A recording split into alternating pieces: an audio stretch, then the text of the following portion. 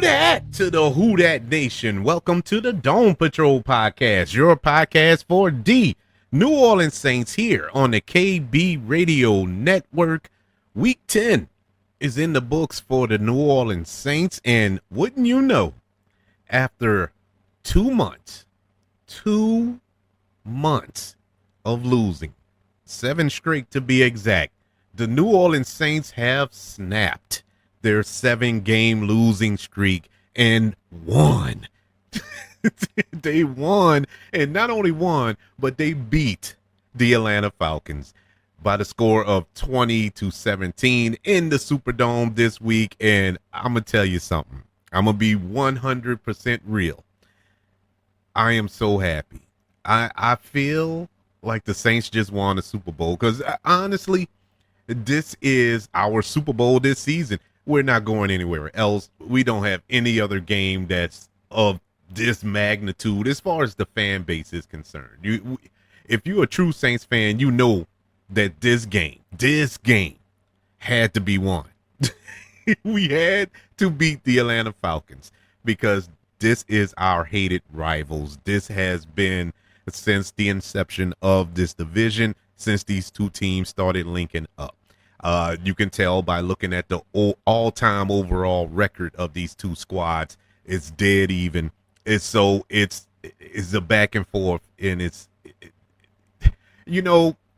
before we get into the recap, all weekend I'm sitting around, I'm looking at the news, and we see Atlanta Falcons fans come to New Orleans. Welcome to New Orleans, by the way. I hope you all enjoyed yourselves, and it looks like they enjoyed themselves this weekend. They're all in the French Quarter, going down Bourbon Street, second line, and that's our thing. That's what we do. But for some strange reason, they feel the need. They had to come here and pretty much pee on our graves and kick us while we're down. We just fired our coach. We just traded away one of our best players. We're decimated with injuries and so on and so forth. But for some strange reason, they act like this was a foregone conclusion that they were going to come down here and destroy the New Orleans Saints. Let us not forget that when we played earlier this season, we gave them that game. And I don't mean that to be, throwing shots or nothing like that. We gave them the game. We muffed the punt that turned into 7 points for them. Derek Carr lofted up a pick 6 for him that gave him another 7 points. The defense on the last 2 defensive drives by our defense, we didn't allow a single yard on from their offense, yet we lost the game. It was just stupid boneheaded things that the Saints did, causing them to win the game. But hey, that's been a trope that's been going on. Hey, it almost happened in this game. So it's just an example of that's where we are as a team right now. It's not a reflection of the Atlanta Falcons. The Atlanta Falcons and their fans act like they are the creme de la creme in football. You're not. I'm sorry. Atlanta has always, as long as I remember, and my memory goes back 40 years, 45 to be exact, I remember that the Atlanta Falcons always had talent. That was never an issue. They always had talent. They had good players. They even had decent coaches. But for some strange reason, they just couldn't get over the hump. They made it to a Super Bowl. They actually made it to a Super Bowl, a prize that has been evading that franchise their entire existence. But they finally made it to it. They got there. They had it in the bag, and they messed it up. And they haven't gotten close, nowhere near the Super Bowl since. You might could say they took about 8 steps back. Now, I know there's Atlanta fans out there saying, "Oh, you sitting there talking all that trash. What are y'all doing?" Well, we suck right now. But see, the difference between us and them, we suck. But I can admit that we're sucking. Saints fans can admit that we're sucking. Not Atlanta fans. They can't see the forest for the trees. They really believe that they're that team. You're not. You are not. Kirk Cousins has went up against this defense twice this season and has yet to throw a touchdown. And he never will this season because this was the last matchup of the season with him. He has not thrown a touchdown against the New Orleans Saints defense. But this is Kirk Cousins. Kirk Cousins was supposed to be that team. Now, mind you, the New Orleans Saints, keep in mind, just fired their coach, 6 days ago? Just traded away their best cornerback 5 days ago. Their other cornerback, their number 2 cornerback, is on IR. Their backup cornerback, Rico Payton, he wasn't playing. They have no secondary. The Honey Badger, God bless him, he had an interception today, but that was a makeup because he was playing like pure slaw today. He couldn't tackle a fire hydrant today for some strange reason, but he made that pick. Thank God. But that's all you have back there in that secondary of note. The Atlanta Falcons have their full arsenal. They have every weapon at their disposal. Kirk Cousins, Kyle Pitts, Drake London, Bijan Robinson, the Mooney. They have all of their weapons and couldn't do nothing against this Saints defense. Now they can run the ball. They did a really good job. Bijan Robinson did an excellent job running the ball, but that was in the second half. First half, they ain't even try. But the second half, oh man, Robinson was killing them. Even Ajir was getting loose for a minute there. They were running all over the Saints. We'll go over the statistics in a few.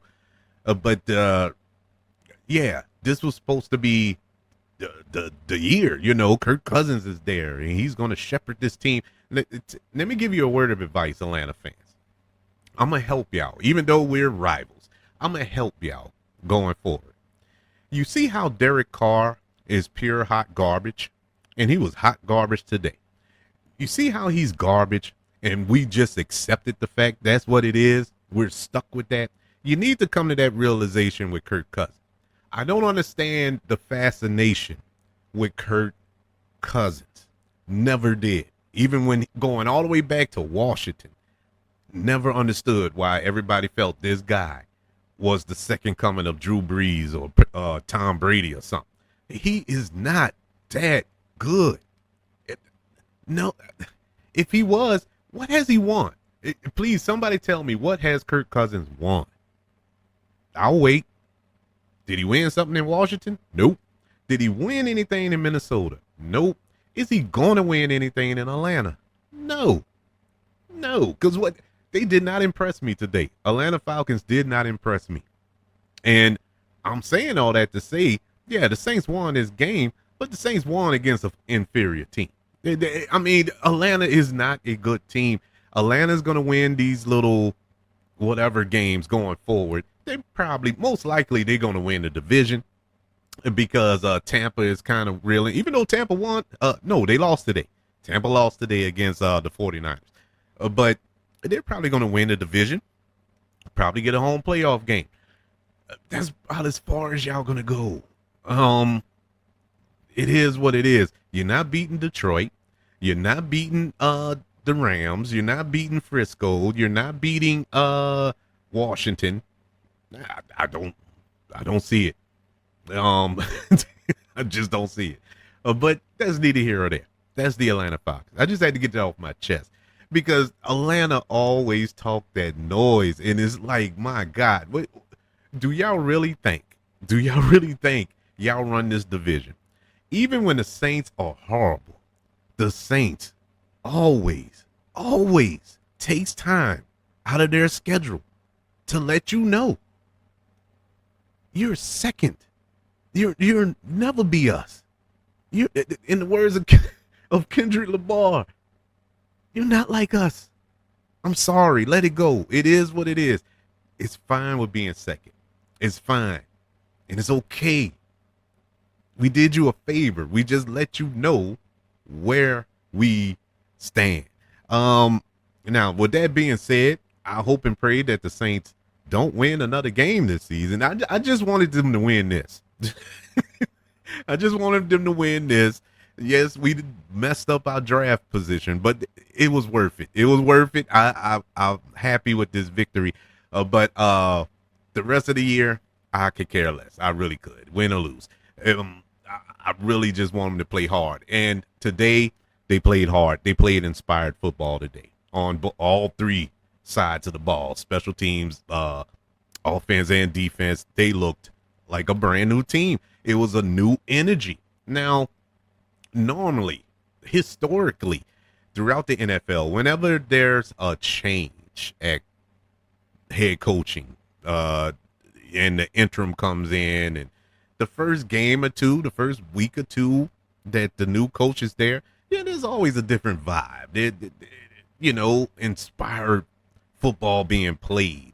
But, I don't expect that to last throughout the end of the season. I don't expect Darren Rizzi to go 7-1 or something. How many games we got left? Yeah, I don't expect them to go 7-1 and secure the job, going forward or something like that. I just want them to be competitive. And today they were competitive. Defense was competitive, even though they gave up some big plays throughout this game. Let's not get it twisted. Yeah, we changed head coach, but the personnel on the field is the same. This is the same players who've been whiffing on tackles all season. These are the same players who can't throw. Derek Carr can't throw. I'm sorry, Derek Carr is trash. He is trash. Today it's just painfully obvious. If it's not a deep bomb, he can't throw. He can't make short throws. He can't make decisive reads. The dude is just, I used to say he's average. He is not average. An average quarterback can make a read, at this level. My God, Spencer Rattler was making reads. He he was dumping them off whenever there was blitz. Derek Carr can't even check out of a blitz that they showed you they would come. They knew that you weren't going to check out of the play. And he still, every time, they'll come with a blitz, and he's like, oh, it's like a deer in headlights. Oh, my God, what should I do? Come on, man. You knew they were blitzing. You knew they were blitzing. It was so frustrating to watch him play. Now, I will give him this. The deep balls, the balls that he threw to MVS were beautiful. Those were through beautiful passes. Deep bombs. The pass he threw to Alvin Kamara at the end of the game that Alvin Kamara dropped, that was a beautiful throw. Alvin Kamara just messed it up. And it hurt my heart because Alvin Kamara was playing. He was out of his mind today. He really, actually, I was telling my cousin this during the game. I was like, man, I don't care what the history books are going to say about this season. I will say this. Alvin Kamara, this is probably his best season running back wise since he's been in New Orleans. He looks amazing this year. And I think this year I think this the year he's going to get 1,000 yards rushing. He always gets, well, he already got 1,000 yards all purpose, but I mean, strictly rushing. He's never done that. I think this the year he's going to do it. He looks amazing out there running the ball, and even on the screen passes and all that they finally ran today. Yeah, he looked excellent just on that play, and it was a perfect play call. And up to that point, I was questioning Clint Kubiak and his play calling, but hey, he pulled it off on that one. That was a nice play call. But in any event, with the offense struggling the entire second half, the New Orleans Saints defense stepped up to preserve the 20-17 victory over the Atlanta Falcons. First, safety Tyrann Mathieu, also known as the Honey Badger, he picked off Kirk Cousins as he was marching the Falcons into scoring position. It was a scary drive at that point. It was looking like, well, and I wasn't mad. That's the crazy thing about it. I was so happy with the energy that the team was dishing out, the effort that was being displayed out there, I wasn't even mad, especially at the defense, because the offense, they started to sputher, especially in that second half. My God, the 3-and-outs were killing me. And you're putting this defense back on the field. Defense been holding Atlanta's offense the entire game. You got what's his name, Young Ho Koo. He's missing field goals, and this dude never missed. He's missing field goals, getting field goals blocked, and I'm like, man, this can't be happening again. And, and maybe Dennis Allen wasn't the problem. Maybe we are truly cursed because we cannot get over the hump. We keep messing things up. Everything falls in our way, in our direction, and we still can't win. But it did work out at the end, thank God. But that interception sealed that drive. The Saints gave the ball back when they went 3-and-out after that, though. And Chase Young saved us. Chase Young sacked Kirk Cousins. He fumbled the ball backwards, but we couldn't get the recovery. See, that's what I'm saying. We get these opportunities, and the ball literally doesn't bounce our way. And but it was still for the good because it took them out of field goal range. Then you had a desperation 4th down play. Alante Taylor gave a game-sealing tackle as the time expired, and Bob's your uncle. Saints win the game. The win ends the Saints' 7-game lose streak. They improved to 3-7. Atlanta drops to 6-4. It's the first victory for Saints interim head coach Darren Rizzi, who replaced Dennis Allen on Monday as the head coach. I am taking this moment to congratulate Darren Rizzi. I'm gonna tell you something. I really like this guy. I'm not in that camp. Oh man, make him the permanent head coach. Pump your brakes. Pump your brakes. It's just one game. And let's not forget. Let's look at the Las Vegas Raiders, right? Antonio Pierce, last year he was the interim coach. The players loved him. They lobbied for him to be the permanent coach. Everybody's responding to him. He's gonna turn this ship around and all this here. Look at him this season. Everything's falling apart. He's throwing players under the bus. Nobody wants to play for him. It's anarchy over there now because they went with Antonio Pierce. Now, that's not to say that Antonio Pierce is a bad coach or he wasn't the right man for the job, but they should have looked. They should have did their due diligence and looked around and see if he was truly the best man for the job. Same thing in New England. Bill Belichick gone. They promote Gerard Mayo as the head coach. Cool. He's been with the organization, played for the organization, been on Bill Belichick's staff. And so, okay, that's cool. Let's go move forward. They won today, I believe. But they're struggling. And he's making some questionable decisions, and he's also throwing players under the bus as well. Now, these are former players we're talking about with Gerard Mayo and Antonio Pierce, defensive players at that. So they're more blunt. So they're going to do that. But that doesn't go over well in locker rooms. I can tell you that much. But they should have did their due diligence. And that's not to say that Gerard Mayo wasn't the best man for the job, but you got to do your due diligence. Same thing here in the Who Dat Nation, here with the Saints. Darren Rizzi, he checks all the boxes, at least all of mine. He does. He has all the experience in the world. He's been coaching for years. He got his start under a great coach, Bill Parcells. Later on, he was under Sean Payton, and he's been under Todd Bowles. He's been around the league. He's soaked up some real good knowledge from some real good coaches, and he's well respected throughout the league. He's known around the league by a lot of players, and his energy. And I know I sound like a broken record when I constantly say it, but man, you don't know how far that goes for a team, because the leader, whether it's the head coach, whether it's your quarterback, your team leader, whatever, the energy of the leader radiates to the rest of the team. It's infectious. You know, if you're bland, your team is going to be bland.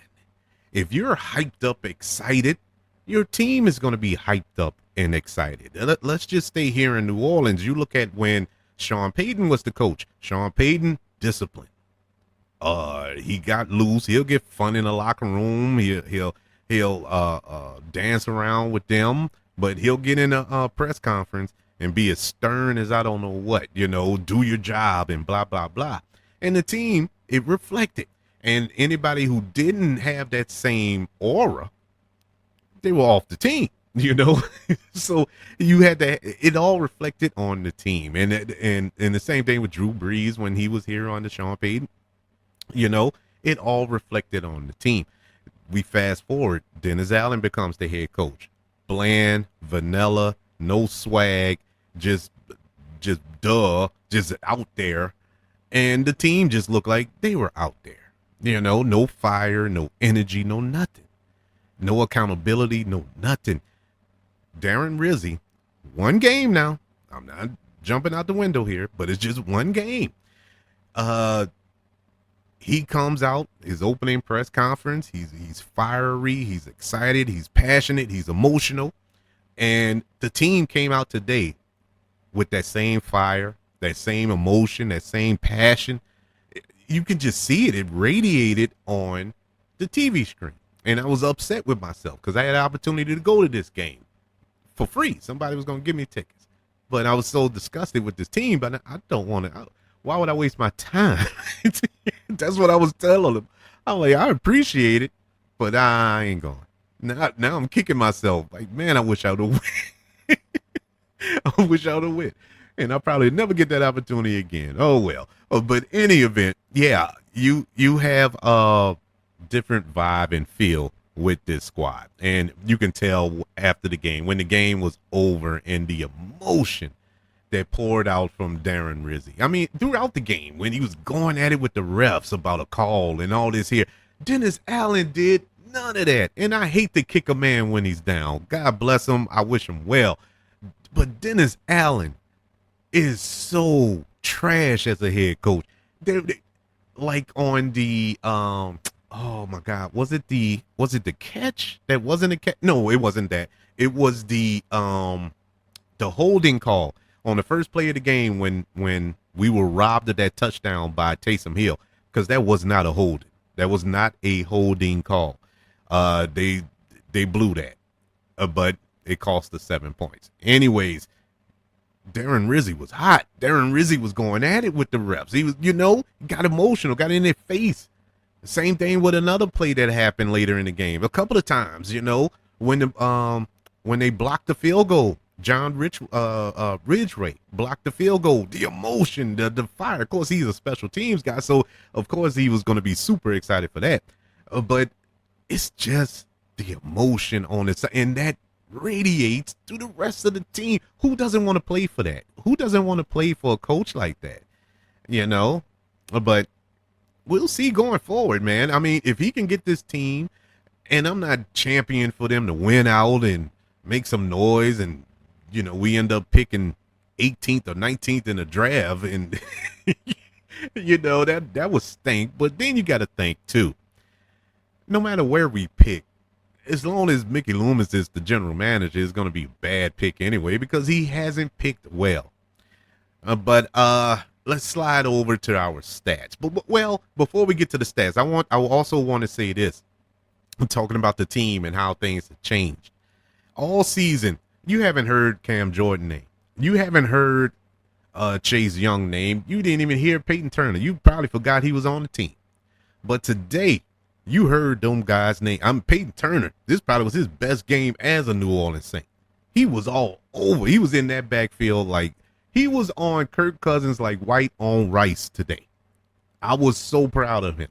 Then he ended up getting hurt, but he did come back. I was shocked by that, but good on him. Chase Young. I actually saw him apply pressure, and on a crucial point of the game, actually got a sack, a forced fumble, and all that. I mean, he was all over.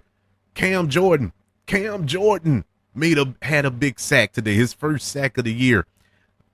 I mean, you haven't heard it. Like I said, I'm not saying that Darren Rizzi is the reason for that, but I find it very coincidental that this team was able to do some things they haven't done in the previous 9 weeks of this season. So, hey, maybe. But then again, you look at that and you still get mad. At least I do. You should have did this 3 weeks earlier when we had a chance to save this season. But that's neither here nor there. Let's get into the stats of today's game, beginning with the passing, starting with the Atlanta Falcons. Kirk Cousins, he was 23 of 38, 306 yards, no touchdowns, and 1 interception. He was sacked 3 times today. For the New Orleans Saints, Derek Carr, he was 16 for 25, 269 yards, 2 touchdowns, and 0 sacks. Good job on him. Leading rusher for the Atlanta Falcons was Bijan Robinson, 20 carries for 116 yards and 2 touchdowns. For the New Orleans Saints, the leading rusher was Alvin Kamara, 17 carries for 55 yards. Leading receiver for the Atlanta Falcons was Drake London, 8 catches for 97 yards, no touchdowns. For the New Orleans Saints, it was MVS. I can't get his name. Every time I try to say his name, I go to blip, blip, blip, and forget it. You know who MVS is. He had 3 catches, 3. He only had 3 catches for 109 yards and 2 touchdowns. 2 of his 3 catches were touchdowns today. Tackles, leading tackler for the Atlanta Falcons was Caden Ellis. Yeah, old Caden Ellis coming back to the Dome. He had 10 tackles total today. For the New Orleans Saints, it was Demario Davis with 10 tackles as well. Demario Davis is another one. He was flying all over the field today as well, which kind of shocked me. He looked like the old Demario today. Jumping over to team stats, let's begin with first downs. Atlanta had 25 first downs. Saints had 14. Third down efficiency. Saints, 5 for 13. Atlanta, 5 for 14. On fourth down, Atlanta was 1 for 2. Saints were 0 for 1. Total plays. Atlanta ran 73 total plays to the Saints 52. Total yardage. Atlanta 468 yards to the Saints 365. Both teams ran 11 drives. Yards per play. Atlanta was 6.4. Saints were 7.0. Passing yardage. Atlanta 287 to the Saints 269. Rushing. Atlanta 181 to the Saints 96. Red zone. Atlanta was 1 for 3. The Saints were 1 for 3. Penalties, which was, it was flag galore today. It was pretty even. Atlanta had 6 penalties for 45 yards. Saints were 8 penalties for 76 yards. Atlanta turned the ball over once, and the time of possession was won by the Atlanta Falcons. They had the ball for 35 minutes and 7 seconds to the Saints, 24 minutes and 53 seconds. Our grades for today's matchup against the Atlanta Falcons. In case you don't know, and this is your first time listening to the show, welcome to the show, by the way. I hope I said something today that will have you continue to check out the Dome Patrol podcast every week here on the KB Radio Network. But how we do this after every Saints game, I grade every unit of the New Orleans Saints that took the field today in some capacity. Offense, defense, special teams, and coaching. Out of those 4 categories, we round them all up, add them all up, and come up with an overall grade for the New Orleans Saints performance against the Atlanta Falcons. Let's begin with offense. Offense was the weakest part of this year, but of this game. The offense, you had moments of inspiration. You had moments where they looked like, they might take this game to another level, but penalties shot them in the foot. Bad decision making by a quarterback shot us in the foot. A couple of play calls I didn't too much agree with. It didn't really cost us the game per se, of course, because we won, but could have cost us. And so as the result of that, the offense gets a C plus today. It was decent. They had some really good plays. I mean, the 2 touchdown passes to MVS was pinpoint accurate. The decision to go for it on 4th down and whatnot, even though we didn't get it, was pretty good. I didn't like the fact that we didn't use Taysom Hill as much. If Taysom Hill isn't 100%, why is he even playing? Why tease us? Why tease us? It don't make sense. He's barely in the games since he returned. I don't understand it. Use him more. You really could have used him in some spots there, but it is what it is. Offense gets a C plus. Defense gets a B plus. Defense looked inspired today. They looked like they were ready for prime time. They, once again, for the most part, shut down Kirk Cousins. He really couldn't do anything of note. Yeah, he had over 300 yards passing, but that was all between the 20s. He did nothing in the red zone. He didn't throw a touchdown. The downside, we couldn't hold down Bijan Robinson, and I know that's a tall task because nobody can, to be honest with you. He's a beast, but he got loose, and defense caught a lot of flack, but a lot of that too was they were tired towards the end of the second half because they were on the field a lot. Offense was 3 and out, putting the defense back on the field. Yeah, they got tired. And so there is an excuse there, but if we're going to throw away the excuses, yeah, that's no excuse for not wrapping up and tackling. That's fundamentals. But they get a B plus today. They did get a turnover. They almost got 2 other turnovers, but they did put the Atlanta Falcons offense in very, very bad situations throughout the game. Special teams gets an A plus today. Only thing missing from special teams today was a punt return or a kickoff return. Everything else was perfect.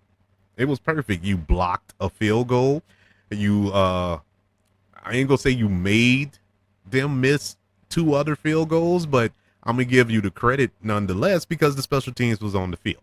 And so I'll give you that. They flipped field position when you needed to at times. It was special teams did great. Special teams gets an A plus. They've been the only consistent thing throughout this season. I think they only had 1 bad game this year. The special teams. I believe that was last week. It was either last week or against the Chargers. I can't remember exactly. But anywho, they made up for it today. A plus. Coaching, I'm gonna give them a curve. Today they get a learning curve, and it's almost unfair, but honestly, I don't know no other way to give them this grade, or give them a grade other than an A plus, because you just lost the head coach. You had a few days to prepare, get your team prepared, let them know that, look, this is where we at. I'm the new guy. I'm the guy. I'm here with you. 10 toes down. We're in this together. We're going to go out here. We got this game plan. I'm going to have you prepared, and we're going to play. This dude had this team more prepared after being the head coach, interim as it may, but the head coach for 6 days. This team was more prepared than a guy who was the head coach for 3.5 or 2.5 years in any game. And for that, he gets an A plus. Overall, the New Orleans Saints gets an A minus for their performance against the Atlanta Falcons. I mean, look, I can't begin to express how excited I am to see this team actually get a victory. And it was a hard-earned victory. Nothing was given. They went out there and got it. Atlanta put up a fight. They did. I know I spent about 15, 20 minutes at the beginning of this show ragging on Atlanta, but Atlanta put up a fight. This wasn't no steamroll job by the New Orleans Saints. You know, they had to earn it, but the Saints went out there and earned it. Congratulations to the Saints and the Who Dat Nation. We needed this. We needed this in the worst way. I don't think we could have handled 8 in a row. Oh my God, I don't think we could have handled it. We convinced ourselves like, okay, it's a new head coach and whatever. We're all right with losing, losing out and getting a high pick and all that. But that's the lie we tell ourselves. But at the end of the day, we want to win. And we definitely want to win against Atlanta. There's no ifs, ands, or buts about that. But that is the wrap up. That is it. Once again, just a recap in case you didn't hear. The New Orleans Saints have ended the 7-game lose streak against the Atlanta Falcons with a score of 20-17. Saints are now 3-7 on the year. Just for poo and giggles here, the NFC South standings as it stands right now, all 4 teams have played. So Atlanta is still at the top at 6-4. Tampa, who lost today, they're 4-6. Saints are 3-7. So we're just 1 game behind the Tampa Bay Buccaneers. And I didn't realize that till I just looked at that and my stomach dropped, because that signifies that we're still in it. We're still in this fight. My God. Anyways, but right behind the New Orleans Saints is the Carolina Panthers, who won today as well. They went all the way to Germany to win. And congratulations to Bryce Young, man. I mean, come on now. I know they're division foes, but I'm happy for that young man. 2 in a row. First time in his career he won 2 games in a row. And so they are 3-7 as well. So the big question mark, and this is your homework assignment for the week when we return to preview next week's game against the who we play next week? Oh yeah, that's right, the Cleveland Browns. Yeah, Jameis Winston returns to the Dome. And so and then we have the bye after that, right? So what do we win that game and go into the bye 4-7? I don't know. But your homework assignment for the week, and think it over, and honestly think it over. What do you want to do as an organization? What would you do? Would you tank? Would you get this high pick? And then if that's the case, for those of you who answer yes to that, who are you picking? And if you're in the camp of, no, let's win this out. Let's see if we can fight. Let's see if we can fight our way back in it. All right, that's cool. But do you think we can take on these upper echelons in the NFC? Detroit. If we was at full strength, I wouldn't be confident with Detroit. Detroit is a beast of a team. Honestly, that's the top of it's Detroit and everybody else in the NFC. That's the truth. But in any event, I don't know. Honestly, the black and gold in me, the who that in me, yeah, I want to win.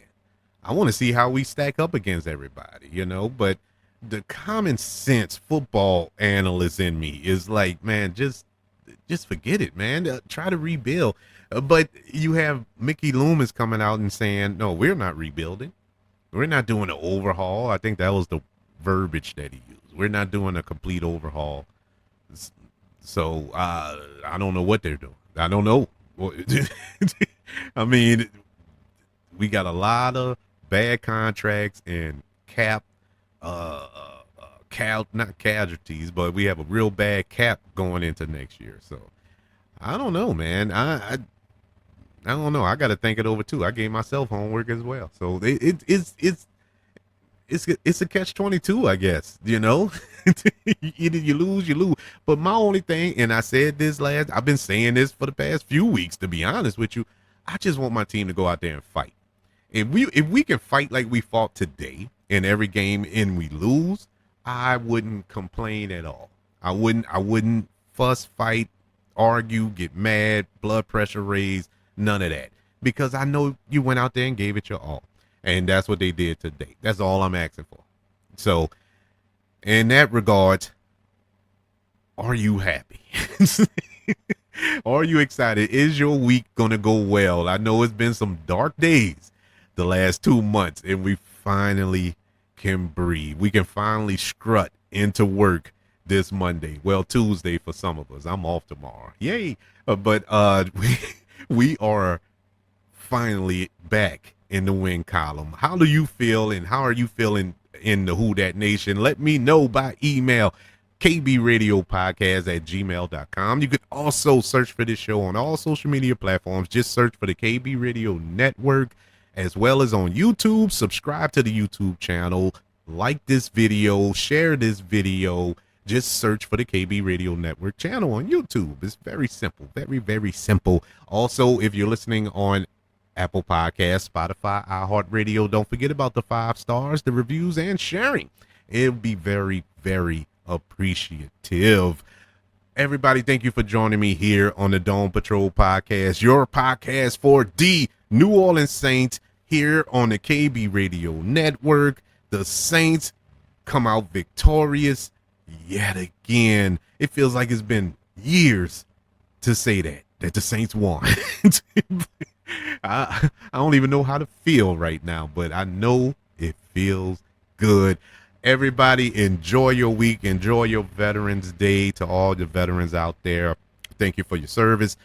And to all the Atlanta Falcons fans out there, all I got to say is, who dat?